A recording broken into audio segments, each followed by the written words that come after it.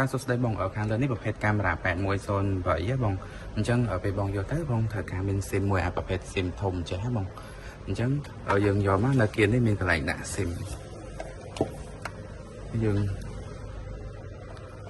យកវាមកយើងដាក់បញ្ចូល SIM SIM ហ្នឹងត្រូវការប្រភេទ SIM 4G អានវាហត់ហួយមួយទៀត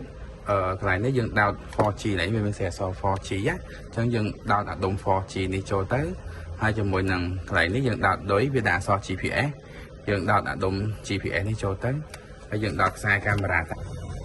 សម្រាប់ប្រភេទកាមេរ៉ាហ្នឹងអ្វីដែលសំខាន់ក្នុង SIM របស់យើងគឺត្រូវយើងមានលុយអញ្ចឹងយើងអាចទិញកញ្ចប់អ៊ីនធឺណិតណាដែលស័ក្តិសមជាមួយទំហំដែលយើងប្រើ sensor របស់វា4គ្រាប់អញ្ចឹងឥឡូវខ្ញុំបញ្ចូលពីរបៀបភ្ជាប់ជាមួយទូរស័ព្ទអញ្ចឹងបងអាច download កម្មវិធី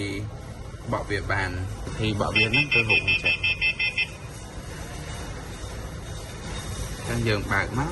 ហើយនេះយើងត្រូវបញ្ចូលលេខកូដរបស់វាគឺមាននៅក្នុងកាមេរ៉ានេះកន្លែងនេះអានេះកុំឲ្យបាត់ណាបងប្អូននេះកាមេរ៉ាមួយវាមានលេខកូដរបស់វាមួយអញ្ចឹងយើងបញ្ចូលព័ត៌មាននៅខាងក្នុងហ្នឹងយើងបញ្ចូលមកឲ្យអស់ហ្នឹងខ្ញុំបញ្ចូលឲ្យអស់ពេលដែលយើងបញ្ចូលឲ្យអស់គឺវាលោតចេញចេះអញ្ចឹងអានេះយើងចុចឲ្យកន្លែងសញ្ញានេះមកគឺវាចាប់ទីតាំងនេះគឺវាចាំទីតាំងរបស់ខ្ញុំដែលនៅម្ដុំនេះចានេះគឺកម្មវិធី 4G របស់វាដែរហើយទី2អត់តាក់ទងមួយពេលបងប្រើបងអាចយកទៅដូរ password បានណាបងចូលកន្លែងនេះម៉ាញតបមក password set អញ្ចឹងបងដូរលេខកូដ password ថ្មីមកណាបងទៀតតាក់ទងមួយយើង live មើលវីដេអូនេះបងពេលក្នុងកម្មវិធីលេខផែនទីនេះកម្មវិធីលេខផែនទីនេះហ៎បងអញ្ចឹងយើងយកអាកន្លែងនេះមកអញ្ចឹងវាមានឲ្យយើងយក preview មកគឺវាចេញ live វីដេអូហ្នឹងហើយបងនេះមួយនេះអញ្ចឹងទោះបីបងទៅដល់ណាក៏អាចមើលឃើញសកម្មភាពឡាននឹងបានផ្ទាល់ដែរបងយើងអាចបើកមើលបើកអីបានណា